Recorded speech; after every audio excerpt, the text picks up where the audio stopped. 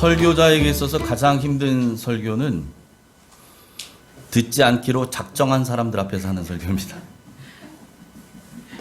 어떤 청소년 사역 하시는 목사님이 그런 간증하시더라고요. 중학생 아이들 앞에서 하는 설교, 그것만큼 힘든 설교가 없대요. 너는 떠들거라, 나는 다른 거 할랜다, 이러고 아이들이 너무 힘들죠. 뭐 벽에다 얘기하는 것 같고 반응이 없으니까 너무 힘듭니다. 아마도 그 다음으로 힘든 설교가 가족들 앞에서 하는 설교가 아닌가 생각이 들어요. 가족들 앞에서. 김상훈 목사님이나 우리 사역자들은 다 경험이 한 번 있겠지만 가족들 앞에서 하는 설교가 이게 만만치가 않습니다. 왜냐면 여러분, 가족들 눈에는요, 설교자가 목사로 보이기 전에 아빠로 보이고 남편으로 보이고 형제로 보이고 내 아들로 보이거든요. 이게 힘들어요. 그 벽을 뛰어넘어야 되거든요. 여러분, 전도도 마찬가지. 전도 중에 가장 힘든 전도 가족 전도일 겁니다. 보통 전도자의 책임은 복음을 전하는 데까지만이거든요. 복음을 전하고 우리는 씨를 뿌리는 거잖아요. 뿌리면은 나머지는 하나님이 알아서 하시는 거잖아요. 그죠? 뿌리는 것까지예요. 그런데 가족 전도는 그게 안 돼요. 자, 내가 복음을 전했으니 그 복음을 듣든지 안 듣든지 믿든지 안 믿든지 그건 네 책임이야. 이게 안 된다는 거예요. 가족 전도는.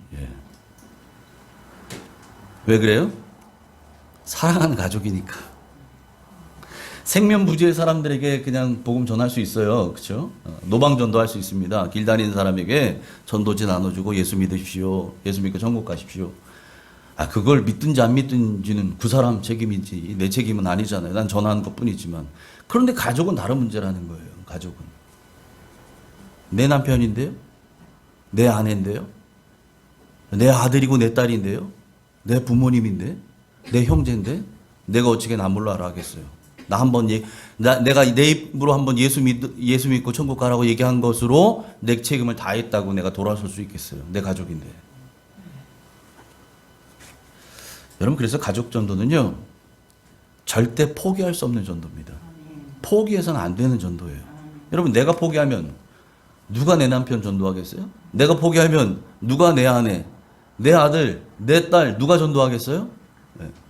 나도 포기했는데 누가 전도해요? 그 인간을.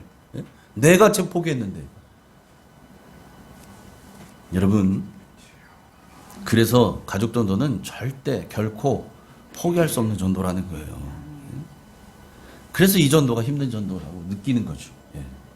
뭔가 우리는 적어도 가족 전도에 있어서만큼은 내 대의 열매를 맺기를 정말 간절히 바라며 우리가 전도하잖아요. 우리 교회도 가족 전도, 이 가족의 구원을 위해서 기도하시는 성도님들이 계십니다.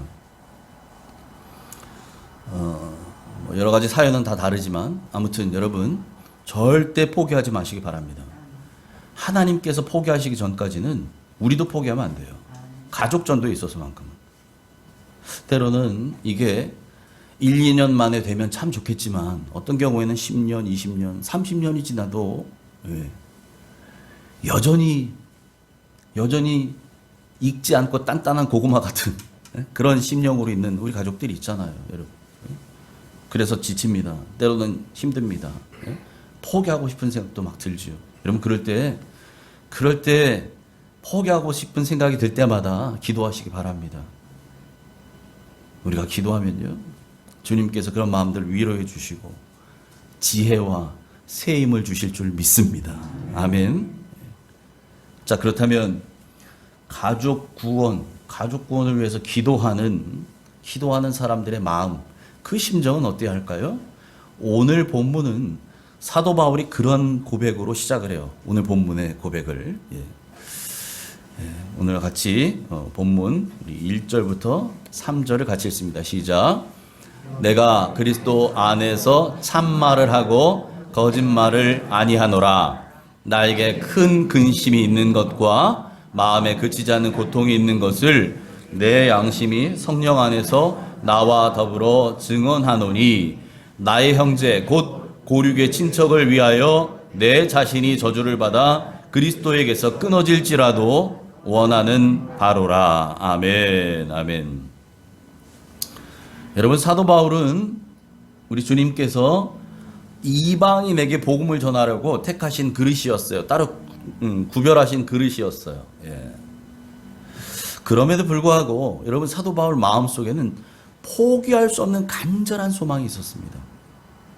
그것을 오늘 성경에 사도 바울이 뭐라 표현하냐면 큰 근심이라고 얘기해요. 또 마음에 그치지 않는 고통이라고 말해요. 이렇게 표현해요. 내 안에 큰 근심이 있습니다. 내 안에 이 마음속에 그치지 않는 고통이 있습니다. 이것을 내 양심이 성령 안에서 나와 더불어 증언합니다. 이게 솔직한 고백이라는 거예요. 여전히 내 안에 해결되지 않은 이 큰 근심이 있고 내 마음에 그치지 않는 고통이 있다는 거죠. 그것이 뭐예요? 바로 나의 형제, 고륙의 친척들이 예수님을 믿고 구원받는 거라는 거예요. 이 문제가 해결되지 않았어요. 이게 여전히 남아있어요. 여러분, 그래서 바울은 자신의 형제, 곧 고륙의 친척들이 이제 구원받기 위해서라면, 그 유대인들이 구원받기 위해서라면 자기 자신은 저주를 받아 그리스도에게서 끊어져도 좋다고까지 고백해요. 놀라운 고백 아닙니까, 여러분? 내 가족들이, 내 고륙의 친척들이, 내 동포가, 내 민족이 전부 구원받기 위해서라면 하나님 차라리 나는 저주를 받고 그리스도에게서 끊어져도 좋습니다. 이게 무슨 얘기예요? 나는 천국 못 들어가도 좋습니다. 그들만 갈 수 있다면. 여러분, 이런 고백이에요. 놀라운 고백입니다. 나 하나 잘 믿고 천국 가겠습니다라는 게 아니에요, 여러분. 이 고백이. 그런데 여러분, 이게요, 사도 바울 이전에 구약 성경에도 이와 같은 고백이 나옵니다. 누구의 고백이냐? 모세의 기도에 나와요. 모세도 이 하나님의 진노를 받아서 죽게 된 백성, 이제 하나님께서 멸절해 버리시겠다고 하셨거든요. 이스라엘 백성들을. 결정적인 이유가 뭡니까? 시내산 밑에서 금송아지 만들어 놓고 금송아지를 하나님이라고 섬기면서 그 앞에서 난장판을 벌이고 있었어요. 모세는 시내산에 올라가서 40일간 하나님과 대면하며 하나님께 말씀을 받아가지고 이제 이스라엘을 하나님의 신부 삼아서 어떻게 하면 하나님의 백성이 하나님의 신부된 자들이 하나님의 뜻대로 살아갈 것인지에 대한 하나하나 말씀을 받고 있는 그 시간에 산 밑에서는 이런 짓들 하고 있었거든요. 그것 때문에 하나님께서 대노하십니다. 진노하셔서 모세에게 말씀하시죠. 내가 이 민족을 싹 쓸어버리겠다. 모세야, 내가 새로운 민족을 너에게 만들어 주마. 그 민족을 내 백성 삼겠다. 이러시죠. 그때 이 모세가 자기 민족을 품고 하나님께 중보합니다. 출애굽기 32장 31절 32절 같이 읽습니다. 시작. 모세가 여호와께로 다시 나아가 여짜오되 슬프도소이다. 이 백성이 자기들을 위하여 금신을 만들어 싸우니 큰 죄를 범하였나이다. 그러나 이제 그들의 죄를 사하시옵소서. 그렇지 아니하시오면 원하건대 주께서 기록하신 책에서 내 이름을 지워버려 주옵소서. 아멘. 자기 백성을 용서해달라고 하나님께 기도하는데 간절히 기도하죠. 무슨 기도까지 꺼내요? 마지막 이 안에 마지막 카드를 꺼내요. 하나님께. 하나님, 참 잘못했습니다. 그들의 범죄함에 대한 건 뭐 말이 10개라도 더 이상 할 말이 없는 거잖아요. 그래서 하나님, 저도 슬픕니다. 저도 가슴이 아픕니다. 그러나 그들의 죄를 용서해 주십시오. 그렇지 아니하시오면, 만일 용서하지 못하실 것 같다면 차라리 제 이름을 생명책에서 지워버려 주십시오. 이렇게 간절히 기도해요. 자기 영혼을 담보로, 여러분, 내 영혼, 내 구원을 담보로 내 민족을 위해서 기도하는 거예요. 여러분, 이스라엘 백성들이 모세에게 이때까지 협조적이고, 모세라면 뭐 철저하게, 말씀이라면 정말 뭐 개떡같이 말해도 찰떡같이 알아듣고 뭐 콩으로 매주를 써도 알아. 뭐 이런 얘기 있잖아요. 여러분, 아니요. 툭하면 원망하고, 툭하면 불평하고, 툭하면 우리를 왜 여기까지 데리고 왔느냐. 여러분, 나중에 뭐라 그랬냐면, 모세가 시내산에 올라가 있을 때 이스라엘 백성들이 안 되겠다. 금송아지 만들어 놓고 이게 너희를 애굽에서 인도한 신이다 라고 하면서 그 앞에서 제사하고 나서 이제 모세가 감감무소식이니 우리가 여기서 지도자를 한 명 뽑자. 그리고 그 지도자를 세워서 다시 애굽으로 돌아가자. 이렇게 결정해요. 이스라엘 백성들이 그랬던 사람들이에요. 이제 모세 소식 없으니 돌아가자. 출애굽기 32장 그렇게 나와요. 그랬던 백성들을 위해서 모세가 지금 기도하는 거예요. 하나님, 저들을 용서해 주십시오. 모세가 성인군자인가요, 여러분? 우리와 달라요? 모세는 화낼 줄도 모르고, 모세는 자존심 상하는 것도 없고, 모세는 뭐 욕을 해도 뭐 할렐루야 이런 사람인가요? 아니에요. 우리와 똑같아요. 모세도요, 화도 냈고요. 그런데 그럼 모세가 오늘 기도할 때 뭐라고 기도해요? 그들을 용서해 주시지 않을 것 같으면 하나님 차라리 저를 생명책에서 제 이름을 지워버려 주십시오. 여러분, 이렇게 기도해요. 여러분, 바로 이것이 가족 구원을 위해 기도하는 우리의 마음이어야 할 줄 믿습니다. 여러분, 가족 구원을 위해 기도하시는 분들이 있잖아요. 여러분, 이런 마음으로 기도하셔야 돼요. 이런 마음으로 기도하십시오. 예? 여러분의 자녀를 위해서, 여러분의 부모님을 위해서, 여러분의 형제를 위해서, 남편을 위해, 아내를 위해, 여러분 이 마음으로 기도하셔야 돼요. 그냥 대충 기도해서 안 돼요. 여러분, 모세가 이렇게 기도했어요. 모세도, 사도 바울도 그렇게 기도했어요. 우리가 모세보다 훨씬 능력이 많은 사람이고 영적으로 뛰어난 사람들인가요? 바울보다? 여러분, 이게 바로 가족 구원을 위해서 기도해야 되는 우리 마음의 태도이고 자세라는 거예요. 사랑하는 가족을 위해, 내 사랑하는 그 남편, 또 내 사랑하는 우리 자녀를 위해, 우리 부모를 위해, 우리 형제를 위해 이런 마음으로 기도하고 복음을 전하시기 바랍니다. 아멘. 여러분, 이스라엘 백성은요, 사실 특별한 은혜를 받은 백성들입니다. 예? 특별한 은혜를 받은 사람들이죠. 그들은 하나님께 택함받은 민족이었어요. 예, 그건 맞아요. 택함받았어요. 그래서 오늘 성경 보니까 하나님으로부터 양자됨과 영광과 언약들과 율법과 예배와 약속들을 받았다고 하고요. 더 나아가서 그들의 혈통을 따라서 그리스도께서 태어나셔요. 메시아가. 예? 대단한 영광을 누렸던 사람들은 틀림없어요. 4절, 5절 같이 읽습니다. 시작. 그들은 이스라엘 사람이라 그들에게는 양자됨과 영광과 언약들과 율법을 세우신 것과 예배와 약속들이 있고 조상들도 그들의 것이요 육신으로 하면 그리스도가 그들에게서 나셨으니 그는 만물 위에 계셔서 세세에 찬양을 받으실 하나님이시니라. 아멘. 아멘. 이스라엘 민족들이 어떤 민족들이라는 거예요? 하나님으로부터 구별된 민족, 택함받은, 그래서 선민이라고 하잖아요. 선택받은 백성이에요. 그래서 그들이 뭐가 있대요? 그들은 양자됨에 대한 은혜를 이미 받았어요. 하나님의 양자가 되어서 다 하나님의 자녀들이 됐죠. 영광과 언약들과 율법이 주어져 있고 그들은 예배의 특권을 갖고 있던 사람들이에요. 하나님께서 아브라함에게 주셨던 그 언약 백성들, 약속이 있었던 사람들입니다. 그리고 그들의 혈통을 통해서 그리스도 메시아가 태어나요. 이 놀라운 영광을 누렸던 민족은 틀림없어요. 그런데 그런 영광을 누린 사람들이 맞긴 하지만 그렇다고 해서 여러분 이스라엘 민족으로 태어났다고 다 구원받는 건 아니라는 거죠. 다 구원받는 거 아니에요. 그냥 내가 이스라엘 집안에서 태어났어. 그럼 나는 태어나자마자 구원의 증표를 갖고 태어나? 여러분 이런 거 아니라는 거예요. 이스라엘 자손으로 태어났다는 것이 구원의 조건이 될 수 없다는 말입니다.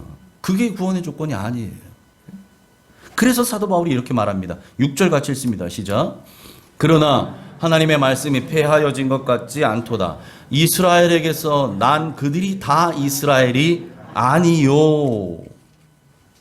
이스라엘에게서 난 자들이, 이스라엘 집안에서 태어난 자들이, 이스라엘 민족으로 태어난 자들이, 그 혈통을 가지고 태어난 자들이 다 이스라엘은 아니라는 거. 이게 무슨 얘기예요?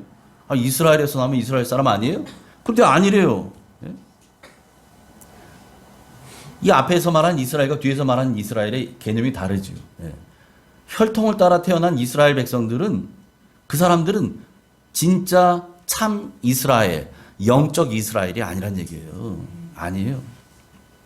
그런데도 유대인들은 특권의식 갖고 있었어요. 영적 우월감에 사로잡혀 있었어요. 우리는 특별해. 우리는 특별한 사람들이야. 몇 년 전에 우리 사회에 그런 얘기 많이 했었죠. 뭐 금수저, 흙수저. 출신에 따라서 좋은 집안에서 태어나면 금수저, 그렇지 않은 집안은 흙수저. 뭐 이런 얘기 많이 했잖아요. 유대인들이, 이스라엘 백성들이 자기들은 영적 금수저야. 나는 이렇게 생각하고 살았던 사람들이라는 거예요. 나 이스라엘 백성이야. 응? 이런 거. 이방인들을 다 그냥 터부시하고 말이죠. 짐승처럼 취급하고. 왜? 우리는 달라. 우리는 하나님 백성이니까. 너희들하고는 질적으로 달라. 이렇게 살았어요. 영적 우월감에 교만이 하늘을 찌르는 거죠. 그렇게 살았다는 거예요. 여러분, 이스라엘이 하나님께 특별한 은혜를 받은 것은 맞지만 절대로 착각해서는 안 되는 거죠. 여러분, 그들이 하나님으로부터 그 놀라운 영광에 참여하는 그런 특권을 받은 게 그들이 잘나서가 아니었거든요. 그건 전적인 하나님의 은혜였죠. 그래서 아무도 자랑할 수가 없는 거예요. 자랑할 이유가 없어요. 뭐 잘나서 됐어야 그게 자랑거리가 되지. 내가 잘난 게 하나도 없는데 됐어요. 내 노력으로 된 게 아니었거든요. 하나님 그냥 만들어서 앉혀주신 거거든요. 그런데 내가 무슨 자랑할 게 있어요. 내가 한 게 아무것도 없는 걸. 그래 자랑할 게 없다는 거죠. 이스라엘을 하나님께서 선택하신 이유는 다른 게 아닙니다. 그 많은 민족 중에, 그 많은 나라 중에 왜 이스라엘을 택하셨습니까? 신명기에 보면 너희가 수가 많았음도 아니라는 거예요. 가장 적고, 가장 나약하고, 가장 모자라고, 가장 부족한 민족인데 내가 그래서 너희를 선택했다고 말씀하셔요. 왜 선택하셨는지 아세요? 그들을 샘플 삼으시는 거거든요. 샘플로. 하나님 백성은 어떻게 살아가야 하는지, 하나님 백성, 하나님과 언약 맺은 백성들은 앞으로 이 세상을 어떻게 살아가야 하는지에 대한 본으로 그들을 모델링 하시는 거예요. 모델링. 뽑으신 거예요. 여러분, 그런데도 그들이 자신들이 잘나서 하나님으로부터 이 특별한 사랑을 받았구나, 특별한 은혜를 받았구나라고 생각한다는 건 착각이라는 거죠. 그래서 로마서 2장 28절 29절에 사도 바울이 이렇게 말합니다. 같이 읽습니다. 시작. 무릇 표면적 유대인이 유대인이 아니요 표면적 육신의 할례가 아니니라. 오직 이면적 유대인이 유대인이며 할례는 마음에 할지니 영에 있고 율법 조문에 있지 아니한 것이라. 그 칭찬이 사람에게서가 아니요 다만 하나님에게서니라. 아멘. 표면적 유대인.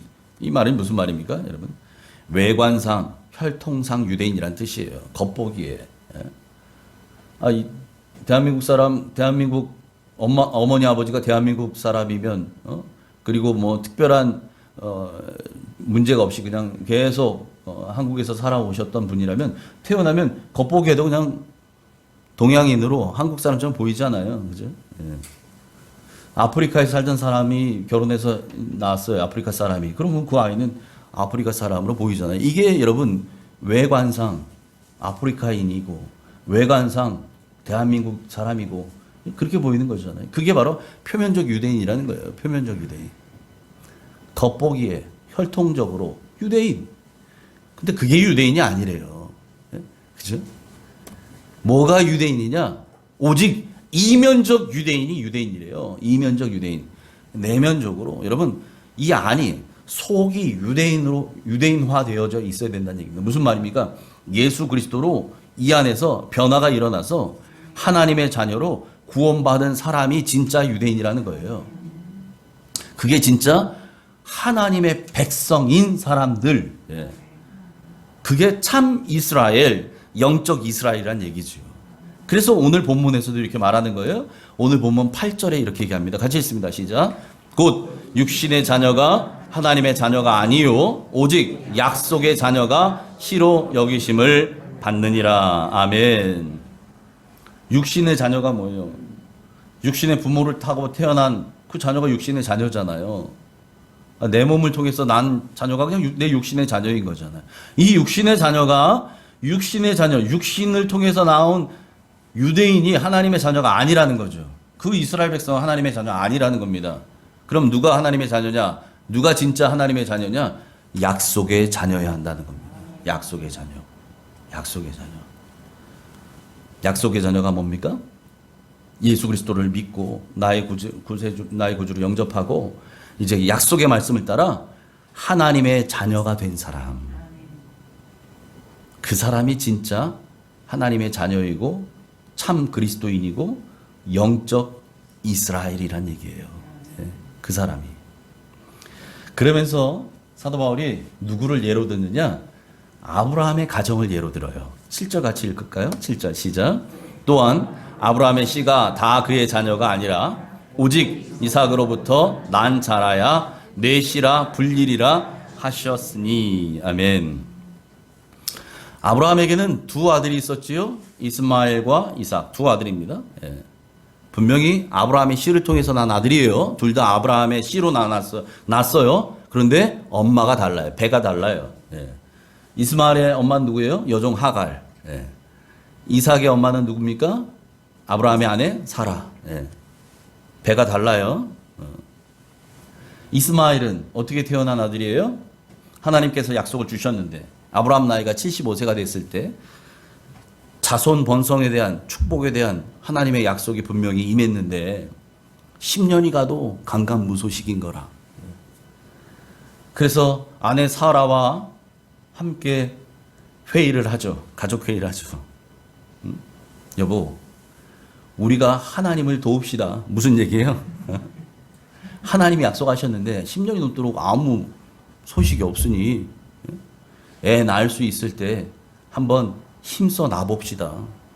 나는 틀린 것 같고 내 여종 하갈을 줄 테니 하갈에게서 한번 낳으시오. 그렇게 해서 낳으면 그 자식도 당신 자식 아니요. 그 자식이 하나님이 약속한 약속의 자손, 예? 자손 번성하게 될 그 씨가 되는 그 자손 되지 않겠어? 그래서 인간적 노력으로 자기 아내의 몸종 하갈을 통해서 애를 낳아요. 그렇게 태어난 아들이 이스마엘. 그렇게 태어난 아들이 이스마엘이었고요. 이삭은 어떻게 태어납니까? 이삭은 그리고도 세월이 훅 지나가서 이제 아브라함의 나이가 99세 100세가 됐어요. 처음 약속 받은 날로부터 해서 25년이 지나가요. 그때에 사라의 나이는 90입니다. 남편은 100세, 아내는 90세. 다 할머니, 할아버지. 이때 하나님께서 아들을 주셔요. 그런데 얼마나 놀라운지 여러분 그 100세 때 아브라함은 이미 죽은 몸같이 되었다라고 로마서 4장에 얘기해요.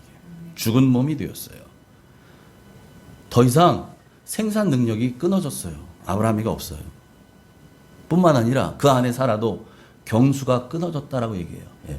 생리가 완전히 끊어진 거예요. 근데 도저히 생물학적으로는 남편이나 아내나 애를 낳는다는 거 상상할 수 없는, 이건 말도 안 되는 얘기죠. 예. 가능성 제로, 빵. 예? 둘 중에 하나라도 가능성이 있으면 몰라. 둘 다 없어요. 둘 다 없어. 끝났어요. 가능성 제로예요. 가능성 제로인 그때에, 다시 말하면 이제는 정말 하나님이 아니고서는 결코 아이를 낳을 수 없을 그때에 아들을 낳습니다. 바로 그때 사라가 하나님의 약속의 말씀을 따라 낳은 아들이 이삭이었다라는 거예요. 사람의 노력으로 생물학적인 어떤 자연적인 법칙으로는 도저히 불가능, 제로, 없어요. 그럴 때 하나님의 역사가 일어나요. 그때 하나님의 약속의 아들이 아브라함에게 주어집니다.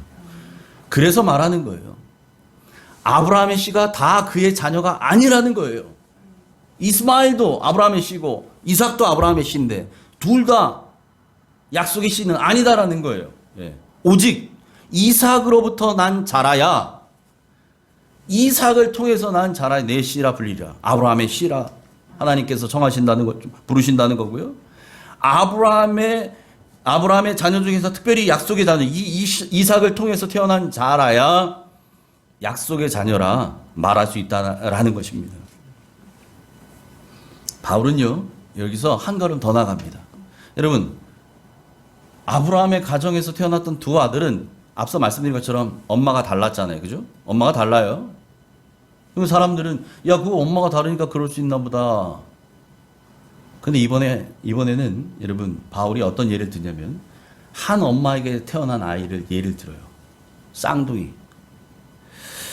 리브가, 그 아브라함의 아들 이삭이 결혼해서 얻은 아내가 리브가잖아요. 리브가. 예? 대대로 이 집안 난임 집안이에요. 아이가 잘 안 생겨요. 아브라함도 그랬고, 예? 이삭도 그래요. 리브가 바로 결혼하자마자 애 가진 게 아니에요. 오랫동안 아이가 없었어요. 그러다가 아이를 갖습니다. 그렇게 갖게 됐는데 그 아이가 이제 쌍둥이를 갖게 된 거죠. 그런데 이 아이를 리브가가 아직 낳기 전의 얘기예요. 엄마 뱃속에 태중에 쌍둥이가 있을 때 얘기예요. 그 뱃속에 있을 때에 하나님께서 그 태중에 있는 아이들이 태중에 있을 때에 하나님이 택하셨다는 거예요. 11절 12절 같이 읽습니다. 시작. 그 자식들이 아직 나지도 아니하고 무슨 선이나 악을 행하지 아니한 때에 택하심을 따라 되는 하나님의 뜻이 행위로 말미암지 않고 오직 부르시는 이로 말미암아 서게 하려 하사 리브가에게 이르시되 큰 자가 어린 자를 섬기리라 하셨나니. 뭐 대충 감은 오는데 좀 헷갈리시죠? 그래서 이해를 돕기 위해서 세번역 성경을 준비했어요. 세번역 성경으로 같이 읽습니다. 훨씬 이해하시기 빠를 거예요. 같이 읽습니다. 시작. 그들이 태어나기도 전에 무슨 선이나 악을 행하기도 전에 택하심이라는 원리를 따라 세우신 하나님의 계획이 살아있게 하시려고 또 이러한 일이 사람의 행위에 근거하는 것이 아니라 부르시는 분께 달려있음을 나타내시려고 하나님께서 리브가에게 말씀하시기를 형이 동생을 섬길 것이다 하셨습니다. 이해가 훨씬 빠르죠? 쌍둥이가 아직 엄마 뱃속에서 태어나기도 전에, 그러니까 여러분 태어나기도 전에 엄마 뱃속에 있었으니 얘네가 무슨 선한 걸 했어요? 한 놈은 착한 일하고 한 놈은 나쁜 일하고 이런 거 아니에요. 그죠? 엄마 뱃속에 그냥 있어요. 아직 나오지도 않았어요. 그럴 때라는 거예요. 그런데 그럴 때 하나님께서 무슨 원리? 택하심이라는 원리를 따라 세우셨다는 거예요. 하나님이 택하셨어요. 일방적으로 택하셨어요. 구원의 경륜, 구원의 5단계 할 때 미리 아셨고 미리 정하셨고 부르셨고 그들을 의롭다 하셨고 영화롭게 하시잖아요. 그들을 미리 아신 하나님이, 우리를 미리 아신 하나님이, 이 야곱을 미리 아신 하나님이 그를 택하셨다는 거예요. 택하셨어요. 그 택하심이라는 원리를 따라 하나님의 계획이 살아있게 하시려고. 여러분 이게 다 하나님의 계획하심이에요. 하나님의 계획과 예정하심이 이 안에 있었다는 거죠. 있었다는 거예요. 그래서 뭐라고 얘기합니까? 이러한 일이 사람의 행위에서 근거하는 것이 아니라는 거예요. 쌍둥이인데 이제 첫째 아이가 나중에 태어나면 에서가 되죠. 작은 아이가 야곱이 되고, 에서는 못된 짓만 하고 야곱은 이쁜 짓만 해서 이렇게 된 거 아니라는 거죠. 이런 일이 사람의 행위에서 근거하는 게 아니었다는 거예요. 예? 그건 전혀 관계없이 그들을 부르시는 분이 누구라는 거예요? 하나님이라는 거죠. 하나님이 그들을 부르셨다는 거예요. 하나님 부르신 거예요. 그래서 말씀하셨다는 거죠. 엄마 리브가에게 네가 이제 아이들을 낳을 텐데 형이 동생을 섬길 것이다. 이렇게 말했다는 거예요. 여러분 이 당시의 문화로는 이건 말이 안 되는 얘기예요. 형이 동생을 섬긴다는 건 말이 안 돼요. 예. 이 당시에 이 고대 근동에서는 남성 위주의 문화였고요. 형제 중에서는 장자 위주, 장자를 아주 특별히 생각했던. 그래서 장자권이라는 것이 있잖아요. 장자권. 장자에게는 특별한 힘이 있어요.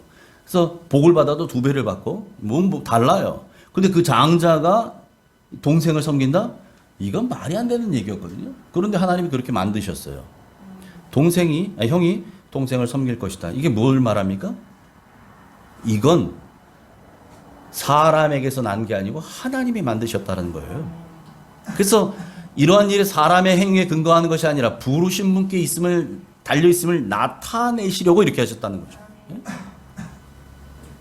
하나님의 전적인 역사였다는 거예요. 하나님의 주권적인 섭리였다는 거죠. 이걸 강조하는 거예요. 여러분 이렇게 해서 하나님은 작은 아들 야곱을 약속의 자녀로 부르셨어요. 그리고 구원의 역사를 시작하십니다. 여러분 사도 바울은 자신이 구원받은 것도 전적인 하나님의 은혜라는 깨달아요. 지금 앞에서 사도 바울이 예를 들었던 그 사람들, 이스마엘과 이삭이 있었고 이삭의 아들 에서와 야곱이 있는데 더군다나 이 아이들은 엄마의 태중에 있을 때 하나님께서 구분하셨어요. 벌써. 이게 다 뭘 말하는 거냐? 이 모든 것이 우리의 이성을 뛰어넘는, 우리의 생각을 뛰어넘는 하나님의 전적인, 하나님의 주권적인 은혜의 역사다라는 거죠. 누가 결정하신 거예요? 하나님 결정하신 거예요. 그렇잖아요. 사람이 한 게 아니었다는 거예요. 이런 것들을 통해서 사도 바울이 말하고자 하는 것은 뭐냐? 나도 마찬가지고 여러분도 마찬가지입니다. 라는 얘기를 하고 있는 거예요. 여러분, 우리가 구원받은 거, 우리의 노력이나 우리의 행위에서 근거한 게 뭐가 있어요? 이게 다 하나님의 은혜죠. 하나님의 은혜예요. 바울은 자신이 구원받은 건 역시 하나님의 은혜라는 것을 깨달았던 사람이에요. 그러니까 내가 구원받은 것은 전적인 하나님의 은혜의 결과였다. 그러니 하나님이 나를 사랑해 주신 그 사랑의 빛, 그 빛을 갚기 위해 그가 그렇게 평생 복음을 전하며 살았던 거죠. 아울러 그가 오늘 본문 초반에 뭐라고 얘기합니까? 그가 저주를 받아서 그리스도에게 끊어질지라도 자신의 형제와 고륙의 친척인 유대인들이 구원받기를 간절히 소망한다라고 기도했던 거잖아요. 그 바람이 그래서 나온 거죠. 여러분, 자신은 저주를 받아서 생명에서 끊어지면서까지 우리에게 생명을 주신 분이 계셔요. 우리 주님이세요. 주님은 우리에게 생명을 주시려고 저주를 받으셨어요. 그리고 하나님에게서 끊어지셨어요. 그것이 무엇입니까? 그게 십자가예요. 저주의 상징. 십자가 예수님이 달리시는 순간 하나님과 단절이 일어났어요. 하나님으로부터 끊어졌어요.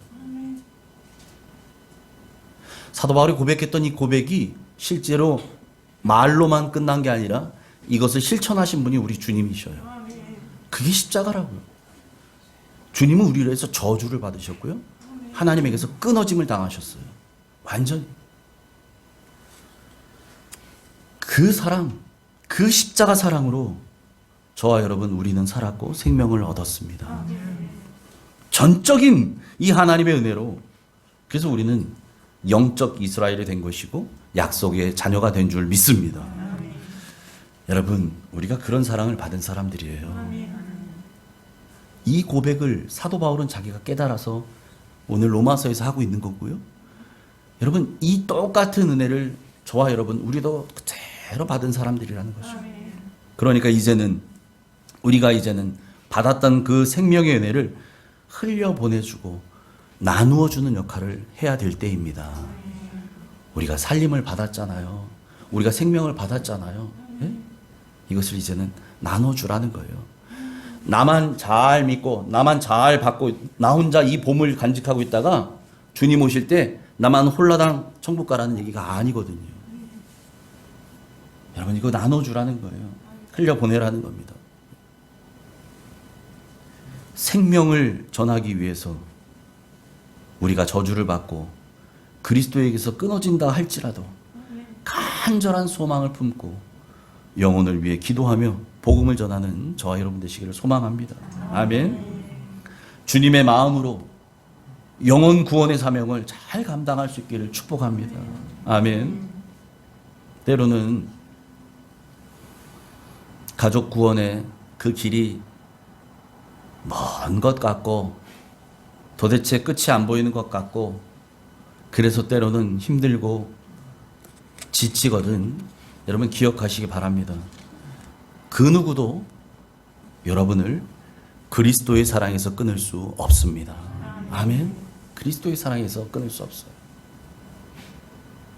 여러분이 그리스도로부터 저주를 받아 나는 끊어질지라도 내 가족을 위해서 내 가족을 구원해 주십시오 라고 호소한다고 해도 그리스도의 사랑이 여러분을 그리스도의 사랑에서 끊을 수 있는 것은 아무것도 없어요.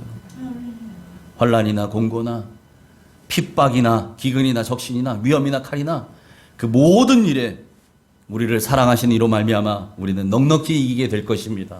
아멘. 그 무엇도 우리를 우리 주 예수 그리스도 안에 있는 하나님의 사랑에서 끊을 수 없습니다.